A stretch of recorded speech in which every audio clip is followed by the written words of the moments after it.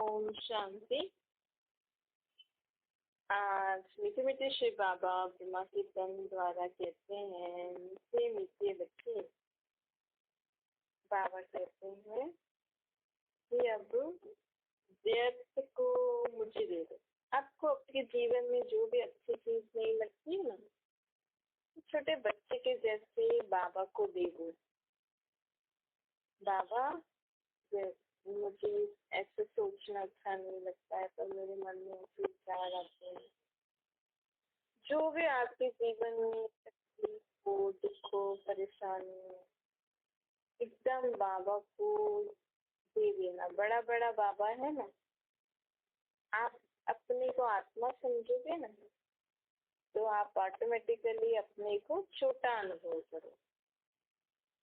क्योंकि हम अपने को देह समझते हैं ना, तो देह समझने से तो आप किसी की मदर भी होंगे, किसी की वाइफ होंगे, किसी के हस्बैंड होंगे, किसी की आप कहीं आपका कोई बिजनेस होगा, तो आप वहाँ अपने आप को बड़ा समझोगे। देह के हिसाब से करते हैं तो बड़ा समझोगे, लेकिन हर बात में कर्म करते समय बाबा के सामने आप अपने को आत्मा समझो। और कर्म करते भी जितना आप ये याद रखोगे ना, मैं आत्मा बाबा के साथ हूँ। भाई आप किसी की मदर हो तो मदर का पार्ट तो बजाना पड़ेगा। मदर उनके साथ उनको भी अगर आप आत्मिक रूप में देखोगे ना, कि ये आत्मा जो आपका बच्चा है, आप सोचो मैं आत्मा हूँ, ये भी आत्मा है, लेकिन अभी मैं इसकी मदर का पार्ट बजा रही हूँ। तो एज ए मदर मुझे जो इस आत्मा को टीचिंग देनी है, वो तो आपको उनको देनी ही है। आपको उनकी पालना करनी ही है। क्या सही है क्या गलत है वो उनको समझाना ही है।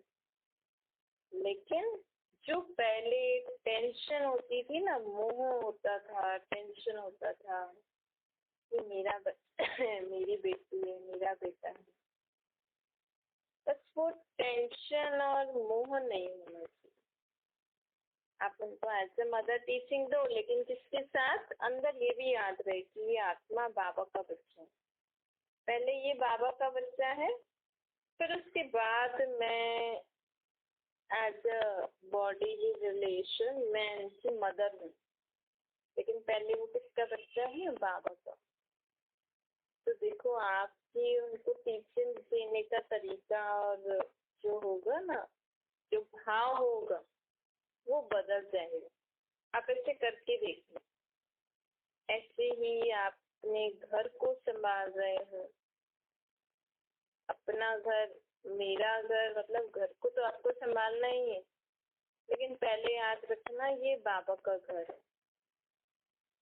फिर याद करना कि अभी मैं यहाँ पे निमित्त हूँ, मतलब बाबा ने मुझे घर संभालने के लिए दिया है। ये सब मन में ही प्रैक्टिस करनी है। और ये सब करने के लिए आपको थोड़ा समय एकांत में तो बैठना बहुत जरूरी है। भाई आप सोचो, अब मुझे बाबा ने आज हमें ये श्रीमत होती है बाबा की, मतलब ये मत होती है बाबा की। उससे हमारा मोह खत्म हो जाता है, हमारी टेंशन खत्म हो जाती है, और हम अपने घर परिवार जो भी निमित्त हैं, जिस भी पार्ट के, हम वो बहुत अच्छा प्ले करते हैं। दुनिया में लोग बोलते हैं ना, मोह नहीं रखोगे, टेंशन नहीं करोगे तो कैसे बच्चों को गृहस्थी चलाओगे, टेंशन तो रखनी पड़ती है। नहीं, वो गलत था। अब बाबा हमें अपने मत देकर हमें सिखा रहे हैं कि जीवन कैसे जीना है। देखो, आप अगर घर में आपकी मेड आती है, या आप किसी जॉब में आपके अंडर कोई काम करता है, मतलब आप ऑनर हो, और कोई काम करने वाले और जो भी एम्प्लॉयज हैं, तो क्या होता है, एम्प्लॉय तो किस जिम्मेवारी से काम, अगर आप किसी एम्प्लॉय को काम दो तो वो किस जिम्मेवारी से करेगा? भाई मुझे ये काम दिया गया है, इसको मैं अच्छे से करूँगा, ठीक तरीके से करूँगा तो मुझे पैसे मिलेंगे। पैसे तो मिलेंगे और सही, फिर ये भी ध्यान रखता है कुछ चीज खराब ना हो जाए, टूट ना जाए ना, ये भी एम्प्लॉयज को ध्यान रखना पड़ता है ना। जैसे आप अभी एम्प्लॉय हो किसके? बाबा के।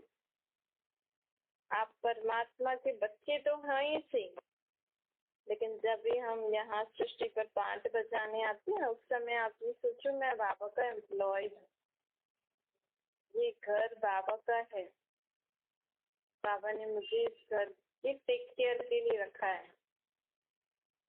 ये जो बच्चे हैं ये मेरे नहीं है, ये पहले बाबा के बच्चे हैं, आत्मा इससे बाबा के बच्चे हैं ना। मेरा पति, मेरा भाई मेरे बच्चे नहीं है, ये सब बाबा के बच्चे हैं। उस रीति से आप सुबह से लेकर रात तक काम करोगे ना, देखो आपको बहुत हल्का भी लगेगा और अच्छा भी लगेगा, और आप अच्छे से घर को, बच्चों को संभाल सकते हैं और खुश भी रहोगे। और एम्प्लॉय को पैसे मिलते हैं ना, अब बाबा के हम एम्प्लॉय हैं, बाबा हमें क्या पैसे देंगे? बाबा कहेंगे कि आप मेरा समझ के सब कुछ करोगे तो आपको टेंशन नहीं होगी और आपको मदद भी मिलेगी, मतलब बाबा भी हमारी मदद करते हैं। वैसे भी आजकल दुनिया में लोग शादी कर रहे हैं, बच्चे पैदा कर रहे हैं, या जो लोग पढ़ाई लिखाई कर रहे हैं, जॉब कर रहे हैं, कोई भी खुश है?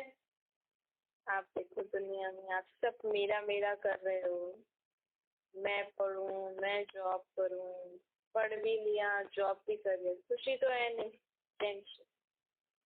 मतलब आज लोगों को देखो क्या सिचुएशन आ गई है लोगों की, पढ़ाई करो तो टेंशन, ना करो तो टेंशन, क्योंकि पढ़ाई करते हैं समझो थोड़े मार्क्स वार्क्स अच्छे आ गए तो उसके लिए टेंशन, जॉब मिल गई तो थोड़ा समय हाँ लग गई जॉब, फिर कुछ ना कुछ टेंशन शुरू हो जाएगी, वर्कलोड, सैलरी, या एक दूसरे को देखेंगे कंपटीशन में, शादी करेंगे, खुशी खुशी में शादी कर लेंगे तो उसके बाद नई टेंशन शुरू हो जाती है, खुशी खुशी में बच्चे पैदा कर लेते हैं, फिर नई टेंशन शुरू हो जाती है। मतलब आखिर तो कुछ एंड तो होना चाहिए ना, नहीं? तो ये सब क्यों हो रहा है, इसका रूट तो मालूम होना चाहिए ना, आखिर कब तक हम ऐसे टेंशन में रहेंगे, क्योंकि ये है ही टेंशन वाली दुनिया। इसका रूट कॉज ये है कि कोई भी आत्मा में इस समय ना शक्ति नहीं है, आत्मा के मन में शांति नहीं है, बुद्धि ठीक रीति काम नहीं करी, संस्कार अच्छे नहीं है, शरीर काम ठीक रीति से कर रहा नहीं, बस एक नियम बना हुआ है और देखा देखी के हिसाब से लोग पढ़ रहे हैं, जॉब कर रहे हैं, शादी कर रहे हैं, बच्चे पैदा कर रहे हैं, फिर बच्चों को भी पाल रहे हैं। ये सब एक देखा देखी से, मतलब एक अपना होता है ना इंटरेस्ट, उसमें भी किसी का दोष नहीं है, बाबा किसी का दोष नहीं कह रहे हैं, बस बाबा इसका रूट जो हमारी हर बात में जो लोगों को टेंशन हो रही है ना और खुशी नहीं है, उसका कारण है कि आत्मा में शक्ति नहीं है। आत्मा पाठ बजा रही है लेकिन आत्मा को अच्छी रीति से पाठ बजाना नहीं आ रहा है, क्योंकि आत्मा में शक्ति नहीं है ना। समझो किसी के शरीर में शक्ति नहीं है लेकिन उसको काम करना पड़ रहा है, वो क्या करेंगे, जब काम करेंगे तो उनका हाथ हिलता रहेगा। आत्मा को अगर काम करना पड़ रहा है शरीर से, लेकिन शरीर में एकदम ताकत नहीं है तो उसके हाथ हिलते रहेंगे, या कभी कुछ गिरा देंगे, कभी कुछ कर देंगे, ऐसे ही होता है ना। जब वीकनेस आती है किसी को, या बुढ़ापे में अगर हम किसी को बोलें आप ये सब काम करो तो बुरे लोग कैसे करेंगे, या किसी को वीकनेस आ जाती है तो उनको बोलो काम करो तो कैसे करेंगे। ऐसे ही जैसे शरीर होता है ऐसे ही हम सबकी आत्मा ऐसी हो गई है, और लोग आत्मा नया शरीर तो ले रही है कहने में तो ऐसा आ रहा है कि अरे अभी तो आप बच्चे हो, अभी से इतना थक रहे हो आप, आपसे जवान तो बूढ़े हैं, पहले की जनरेशन अच्छी थी। देखो हम बहुत पहले के हैं ना, तो बुढ़ापे तक भी कितने यंग लगते हैं, कितना काम करते हैं। आजकल के नौजवानों को तो थोड़े समय में ही अभी उम्र होती नहीं हार्ट अटैक आ जाता है, बीमारियां हो जाती। तो ये समझ, बाबा हमें ये समझा रहे हैं कि एक आत्मा इतने जन्म लेके आई है। अगर हम ये रीबर्थ का सब लोग समझ जाए ना दुनिया में, तो कोई किसी को ब्लेम नहीं करे। क्योंकि आपकी आत्मा ने कितने रीबर्थ लिए, मेरी आत्मा ने कितने रीबर्थ लिए, क्योंकि चक्कर तो सत्य से शुरू हुआ है ना। अगर हमारी आत्मा ने 84 जन्म ले लिए हैं और ये हमारा 84वां जन्म है, और किसी की आत्मा ने वो आई ही कलयुग में है, और अभी भले ही उस आत्मा का शरीर बूढ़ा होगा, लेकिन उस आत्मा में तो शक्ति होगी ना, क्योंकि उसने इतने रीबर्थ लिए नहीं है, तो वो अपने शरीर को अच्छे से चला पा रही है। लेकिन हम आत्माएं जो 84 जन्म लेके आए हैं, अभी भले ही हमने नया शरीर लिया है, लेकिन हमारी आत्मा तो बहुत पुरानी है ना, उसमें कोई शक्ति थोड़ी है। तो कोई भी अगर ये बात सब समझ जाए ना, तो कोई भी किसी को ब्लेम नहीं देगा, ब्लेम नहीं करेगा। आज लोग बच्चों को भी जो स्ट्रेस दे रहे हैं ना, वो भी नहीं देना चाहिए। अगर कोई लोग अच्छा पढ़ रहे हैं ना, तो पढ़ने दो ना, क्योंकि हर एक आत्मा, वो पता नहीं वो आत्मा अभी अभी की आई हुई हो, ऊपर से कोई आत्मा एनर्जाइज, क्योंकि ऊपर है ना सारी फुल एनर्जी वाली आत्मा होती। समझो हमने 84 जन्म ले लिए और अभी अभी ऊपर से कोई आत्मा नीचे आई है, ऊपर से परम धाम से, तो उस आत्मा में तो बहुत एनर्जी होगी ना, उस आत्मा का तो ब्रेन भी अच्छा होगा। अगर वो उसी स्कूल में पढ़ रही है जिस स्कूल में आपका बच्चा पढ़ रहा है, तो उसके तो ऑब्वियसली अच्छे मार्क्स आएंगे। तो उसको देख के हम अपने बच्चे को बोले कि देख वो कितना होशियार है, तो मतलब हम उसको एक तरीके से नेगेटिव बोल रहे हैं ना, बिना समझे हम लोगों से कंपैरिजन कर रहे हैं। नहीं, ये सब बाबा का ज्ञान क्यों जरूरी है? क्योंकि हम जो बिना समझे एक दूसरे से कंपैरिजन कर रहे हैं, एक दूसरे को ब्लेम कर रहे हैं, या कुछ भी नेगेटिविटी मन में लेके आ रहे हैं ना, उसके लिए ये चक्कर का ज्ञान बहुत जरूरी है। कि हम आत्माएं परम धाम से आई हुई है, हम परम धाम से आई हुई आत्मा, कोई आत्मा सतयुग से आई है, कोई त्रेता में, कोई द्वापर में, कोई कलयुग में, और हर एक आत्मा अपने अपने कर्म अनुसार पाठ बजा रही है। आज किसी का बच्चा टॉपर है, तो या तो उसके अच्छे कर्म होंगे, या उसने पिछले जन्म में किसी को शिक्षा दान की होगी, या वो अभी अभी की आई हुई आत्मा होगी।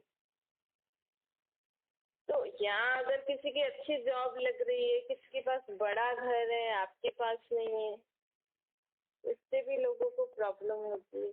इसमें भी अगर हमें ये ज्ञान हो, इसमें भी प्रॉब्लम नहीं होगी। तो ये कर्म गति जो बाबा हमें कर्मों के बारे में बता रहे हैं, सृष्टि चक्र के बारे में बता रहे हैं, हम आत्माएं कहाँ से आई हैं, आप उस इजीली जज कर सकते हो कि हम आत्मा कब से आई हैं, कब से हमारा पाठ बज रहा है। तो बाबा कहते हैं कि ये, इसीलिए इस समय ये ज्ञान बहुत जरूरी है, इसीलिए बाबा हम सभी को ये ज्ञान दे रहे हैं। बाबा हमें कह रहे हैं बच्चे, इस समय सभी आत्माएं में शक्ति नहीं है ना, तो इसलिए सब मुझे दे दो। बाबा क्यों कह रहे हैं सब कुछ मुझे दे के आप संभालो? क्योंकि आप में शक्ति नहीं है। अगर आप सब कुछ मुझे दे के ये सोचोगे, कम से कम ये तो सोचोगे ना ये बाबा का घर है, तो बाबा तो याद आ जाएगा ना, तो बाबा का याद आने से हमारी में शक्ति आ जाएगी। ये बाबा के बच्चे हैं, तो बाबा को याद करने से हमारी में शक्ति आ जाएगी, तो हम बच्चों को ठीक रीति से हैंडल कर सकते हैं। ये बाबा का शरीर है, तो बाबा को याद आते ही हमारे अंदर समझ आ जाएगी कि शरीर को ठीक रीति से कैसे चलाना है। तो हर बात को, हर चीज, देह, देह से संबंध, पदार्थ, वस्तु, वैभव, सब कुछ बाबा का समझ के यूज करोगे ताकि हमें बाबा याद आए। बाबा को याद करने से क्या होता है? शक्ति आ जाती है। ये बात हमें बहुत समझनी है। तो बाबा कहते हैं अब तक तो हम जैसा आया वैसा जीवन जी रहे थे, लेकिन अब समझ देने आए हैं बाबा। हम ये ज्ञान देकर हमें क्या कर रहे हैं? बाबा समझ दे रहे हैं। तो अब हमें समझ से अपना जीवन जीना है। समझ समझ के साथ शक्ति भी तो होनी चाहिए ना। नहीं तो कोई लोग जल्दी बोलते हैं ना, हर जगह यही ज्ञान सुनाते हैं, ऐसे ही ज्ञान सुनाते हैं, लेकिन समझ के साथ शक्ति भी चाहिए भाई, उसको जीवन में धारण करके चले। तो वो हमें अभी बाबा दे रहे हैं। तो एक बाबा शब्द याद आने से क्या मिल जाती है? हम आत्मा में शक्ति आ जाती है कि भाई ये बाबा का घर है, भगवान बाप। देखो मंदिरों में लोग सेवा करते हैं तो कैसे होता है ना, अरे हमने इनके मंदिर में सेवा करी, इनके मंदिर में हमने झाड़ू निकाला, पोछा किया, या जो भी आपने वहाँ सेवा करी, तो उस देव या देवी का नाम सुनते ही अच्छा इस मंदिर में सेवा करनी, कैसे शक्ति आ जाती है ना, खुशी भी होती है। तो अगर आप अपने घर को, अपने देह देह के संबंध, सब कुछ पदार्थ, वस्तु, वैभव को परमात्मा से जोड़ लो तो वो तो सर्वशक्तिवान है। फिर तो उनका घर, उनके बच्चे, ऐसा याद करने से कितनी शक्ति आ जाएगी ना। ये बाबा कहते हैं अब सब कुछ मेरा समझ के, मतलब बाबा का समझ के आप हर कार्य करो, तो इससे हमें कभी भी मूंझ नहीं होगी, कभी भी हम उलझन में भी नहीं आएंगे। आज जीवन में उलझन बहुत है ना, हर एक को क्या करना है, कैसे करना है। अरे बाबा का घर है ना, बाबा के बच्चे ना, बाबा को बोलते हैं। बाबा को एक जैसे आत्मा और शरीर कंबाइंड है ना, ऐसे मैं आत्मा के साथ, बाबा सदा है। ऐसे हमें बाबा को अपने साथ रखना है। इससे क्या होता है कि जैसे आत्मा शरीर के बिना कुछ नहीं कर सकती है, शरीर आत्मा के बिना कुछ नहीं कर सकता है, वैसे मैं आत्मा भी बाबा के बिना कुछ नहीं कर सकती, और बाबा भी हमारे बिना कुछ नहीं कर सकते। बाबा को भी नई दुनिया बनानी है ना, बाबा अभी सृष्टि को क्या करने आए हैं? नई दुनिया बनाने आए हैं। बाबा को तो शरीर ही नहीं है, कैसे बनाएंगे नई दुनिया? तो बाबा भी हमारे बिना कुछ नहीं कर सकते। इसलिए मैं आत्मा, मेरा बाबा और बाबा का ये शरीर, तीन चीजों को आप सदा याद रखें। बाबा कहते हैं सदा गुण मूर्त बनना है।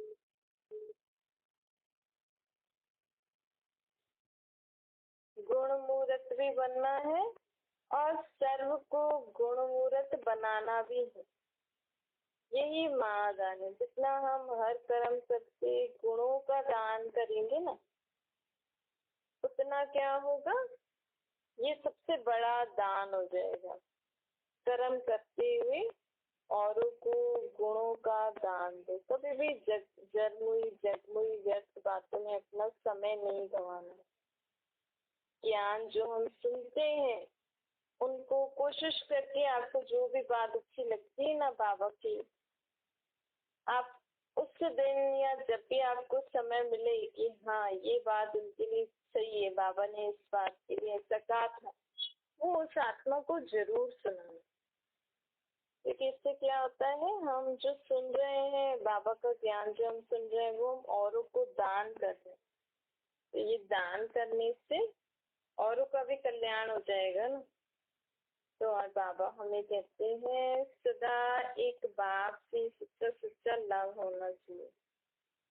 कलयुगी पतित संबंधों से, कलयुगी पतित दुनिया में आप आते हो, सबसे संबंध निभाते हुए, तो कोशिश करके अब पुरानी सोच से संबंध नहीं निभाना।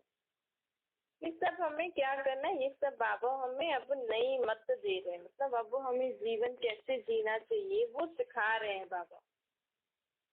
पहले अब तक जो हम जैसे रीति से जीते थे वो तो जीते आए हैं, लेकिन अब मुझे बाबा का बनने के बाद बाबा कैसे जीवन जीना सिखा रहे हैं। जैसे समझो किसी गरीब के बच्चे को किसी साहूकार ने अडॉप्ट किया, तो जैसे वो गरीब झोपड़ी में रहता था, जैसे वो उठता था, बैठता था, खाता था, पीता था, तो अब जब वो बड़े घर में आएगा तो उसको सब चेंज करना पड़ेगा ना। अब नए पेरेंट्स के हिसाब से रूल्स एंड रेगुलेशन चेंज हो जाएंगे। ऐसे ही पहले हम कलियुग की दुनिया के हिसाब से चलते थे, लेकिन अब बाबा हमें क्या सिखा रहे हैं भाई, अभी हमें सत्य की दुनिया में जाना है, तो सत्य की दुनिया में जाने के लिए आपकी चाल चलन व्यवहार कैसे होना चाहिए वो सिखा रहे हैं हमें। तो आप बाबा जो रोज रोज सिखाते हैं ना वो सुन लीजिए, फिर आप जितना कर सकते हो उतना करिएगा।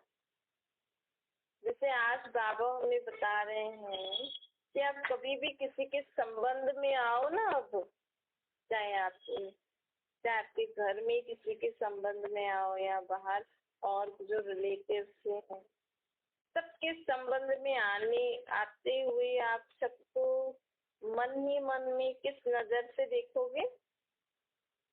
ये आत्मा मेरे भाई है, तो मेरा बेटा, मेरी बहू, मेरा पति। पहले ऐसे मिलते थे ना, ऐसे अब कैसे मिलना? अंदर में याद रखता हूँ, उनको नहीं बोलिएगा आप आत्मा हो, आत्मा नहीं, अंदर में याद रखिएगा कि ये मेरा बेटा है, लेकिन मैं आत्मा इसका भाई हूँ, ये भी परमात्मा का बच्चा है। आप ये करके देखो, उससे क्या होता है कि हम उस आत्मा को उसी नजर से देखते हैं ना, तो परमात्मा की शक्ति भी उनको मिलती है। अब बाबा हमें कहते हैं कि कोई भी साधारण कर्म करते हुए भी आपके मन की स्थिति बहुत ऊंची होनी चाहिए। कभी भी ऐसा नहीं सोचना चाहिए कि मैं इतना छोटा काम करूंगी क्या। आप जो भी काम करते हो ना वो सबसे अच्छा काम है, और उस काम को मेरे बिना कोई कर ही नहीं सकता है ना। देखो हर एक के काम की वैल्यू होती है ना, हर एक के काम की वैल्यू होती है, पर लोग खुद उसको छोटा समझ के, उस काम को छोटा समझ के ना छोटा बन जाते हैं। आज जो सड़क स्वीपर हैं, जो सड़क की झाड़ू निकालते हैं, सड़क से कचरा साफ करते हैं, या जो भी मेहतर हैं, जो भी शमशान में जो लोग काम करते हैं, या जो भी छोटे छोटे जो होते हैं, उनके बिना दुनिया पॉसिबल है? मतलब अगर सड़क क्लीन नहीं हो तो आप इधर उधर जा सकते हो? आपको जाने को पसंद होगा? नहीं। अगर आपकी सड़क में एक हफ्ते कोई झाड़ू नहीं निकाले और आप लोग सब वहाँ ही कचरा फेंक रहे हो, पूरी सड़क कचरे से भर गई है, इतनी गंदगी, इतनी बदबू, इतने मच्छर हो गए हैं, तो आपका जीवन क्या होगा? बीमारियां होंगी नहीं होगी? तो उनकी भी वैल्यू है। ऐसे ही दुनिया में जो भी ऑक्यूपेशन, जो भी कुछ करता है ना, चाहे घर का काम करता है या बाहर का करता है, कोई भी काम छोटा बड़ा नहीं होता है। और हर एक आत्मा की विशेषता होती है। आज जो भी बड़े बड़े जो बिजनेस करते हैं, जो डॉक्टर इंजीनियर बनते हैं, या जो आर्टिस्ट हैं, या जो भी गाना गाने वाले, मूवी बनाने वाले, या आपके घर में कोई काम करने वाले हैं, आप उन सबका काम कर सकते हो। आपको एंटरटेनमेंट के लिए मूवी देखने में अच्छी लगती है, सॉन्ग सुनने में अच्छे लगते हैं, आप खुद मूवी बना सकते हो, आप खुद गाने गा सकते हो? नहीं। तो वो अपने काम में बेस्ट है, आप अपने काम में बेस्ट है। ये कभी भी आप जो भी काम करते हो ना सुबह से लेकर रात तक, सदा अपने को ये अप्रिशिएट करना अपने आप को कि मैं आत्मा बाबा के साथ जो भी काम करती हूँ ना वो बेस्ट करती हूँ। बाबा ये मुझसे कराते। कभी भी ऐसे भी नहीं बोलना चाहिए मैं अच्छा करती हूँ, हमें हमेशा बाबा को बीच में लेके आना चाहिए ताकि वो मैं वाला अहंकार नहीं आए हमें। मैं आत्मा बाबा के साथ सुबह से रात तक जो भी काम करती हूँ बहुत अच्छा करती हूँ। बाबा मुझसे बहुत अच्छा काम कराते हैं, बहुत ही बेस्ट। ऐसे ऐसे करके ना सदा अपने आप को मान देना जरूरी है। इससे क्या होता है, कभी कभी लोगों को होता है ना, एक दूसरे को देख के सोचते हैं हम तो छोटे लोग हैं, ये तो बड़े लोग हैं, या हम ऐसा नहीं कर सकते, ये ऐसा कर सकते, हम नहीं कर सकते। ये सब खत्म हो जाएगा। आप में जो है ना उसको आप देखोगे ना तो आप सोचोगे मेरे जैसा खुशनसीब और कोई नहीं है। आजकल लोगों को आदत है ना दूसरों को देखने की आदत है। दूसरों को नहीं देखो, आप अपने आप को देखो। दूसरों के घरों में क्या है उनको नहीं देखो, मेरे घर में क्या क्या है, मेरे बाबा के घर में क्या क्या है, वो आप देखोगे ना तो आपको बहुत बहुत बहुत पॉजिटिव चीजें हमें दिखती है अपनी लाइफ। तो इससे हम अपने जीवन को अच्छा बना सकते हैं। बाबा कहते हैं हमेशा बी पॉजिटिव, मतलब सदा हमें पॉजिटिव ही रहना चाहिए। अच्छा, मीठे मीठे शुक्ल के बच्चों की माता पिता बाप दादा का याद किया और गुड मॉर्निंग। रूहानी बाप की हम सभी रूहानी बच्चों को नमस्ते। हमारी भी रूहानी माता पिता बाप दादा को याद प्यार गुड मॉर्निंग और नमस्ते। वरदान है हद की इच्छाओं का त्याग कर अच्छा बनने की विधि द्वारा सर्व प्राप्ति संपन्न बने। जो हद की इच्छाएं रखते हैं ना उनकी इच्छाएं कभी पूरी नहीं होती। अच्छा बनने वालों की सभी इच्छाएं स्वतः पूरी हो जाती है। दाता के बच्चों को कुछ भी मांगने की आवश्यकता नहीं है। मांगने से कुछ भी मिलता नहीं है। मांगना अर्थात इच्छा रखना। आप जो भगवान से मांगते हो ना वो भी नहीं मांगा करो, भगवान तो हमारा बाप है ना। अब बाबा से अधिकार से बोलना चाहिए। बेहद के बाबा कहते हैं अब अपने को आत्मा समझ परमात्मा को याद करके अपने बाप के संबंध में आपको जीवन में जो कुछ भी चाहिए अधिकार से बोलो बाबा से, मांगो नहीं। भक्ति मार्ग में मांगते थे ना, हाथ जोड़ के उनसे प्रार्थना करते थे, उनके आगे रोते थे, सोचते थे भगवान तो बहुत बड़ा है, ये दे दो वो दे दो। परंतु वो भगवान के अभी हमें आकर कह रहे हैं मैं तो आपका बाप हूँ। तो आप अपने देह के बाप माँ बाप से ऐसे मांगोगे क्या रो के कि प्लीज मुझे ये दे दो, तो थोड़ी करोगे। तो आत्मा का बाप परमात्मा पे अधिकार देता है। बाबा से हर एक चीज, जैसे आप अपने देह के माँ बाप से कुछ चीज बोलते थे ना, कुछ भी बातें होती थी, कुछ भी चाहिए होता था, ऐसे वो अधिकार अब हमें बाबा के लिए जताना है। और बाबा से जो भी आपको मन में दिल में कोई भी बात हो सब बाबा से एज ए फादर या कोई भी संबंध से बाबा को याद करके और बोल दो। मांगना नहीं है, कभी भी अधिकार से बोलना। स्लोगन है याद और निस्वार्थ सेवा द्वारा मायातीत बनना ही विजयी बनना है।